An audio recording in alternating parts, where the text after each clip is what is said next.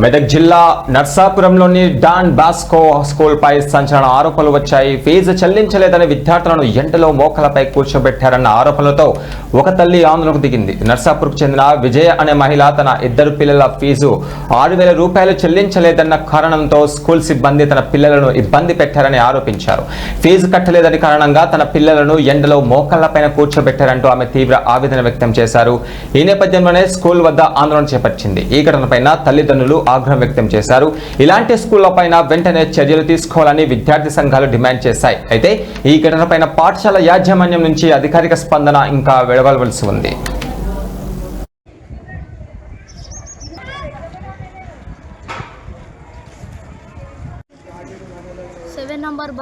7 number quote కడుకొని రామన్నారు. ఆడిపోయినాం మళ్ళా ఇది ఉంది కదా సార్ 3 నంబర్ బస్ అది వస్తలేదు చేస్తలేదు. ఒక రోజు అయితే బురదల వాడేసింది.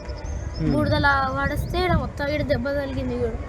దెబ్బ తగిలి అంటే బ్యాగ్ మొత్తం బుక్కులు ఖరాబ్ అయినాయి.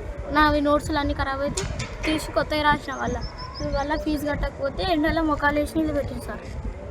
వల్ల FA4 ఎగ్జామ్స్ రాపియలేదు సార్. తల మీకే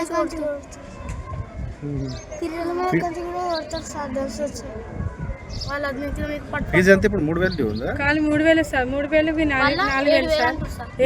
ఈ బస్ ఫీజు ఎందుకు కట్టాలి సార్? రానేలేవు నేను కట్టలేక సార్. మైనస్ చేసుకుంటే 3,000 ఇప్పుడు నీకు క్లాస్ ట్రైనింగ్ ఇచ్చేస్తాను సార్. కండక్ట్ చేయలేదు సార్. 3,000 ఉంటే కండక్ట్ ఫీజు కోసం ఆపిరంటారు. డైరెక్ట్ పిల్లలు చెప్తారు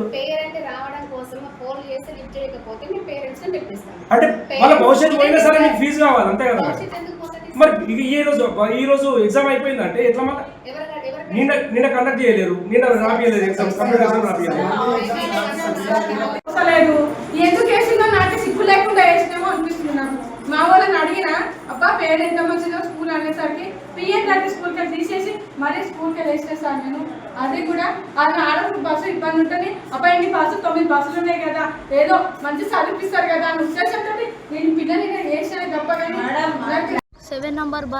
7 నంబర్ కోట్ కడుకొని రామన్నారు. ఆడిపోయినాం మళ్ళా ఇది ఉంది కదా సార్ 3 నంబర్ బస్ అది వస్తలేదు చేస్తలేదు. ఒక రోజు అయితే బురదల వాడేసింది.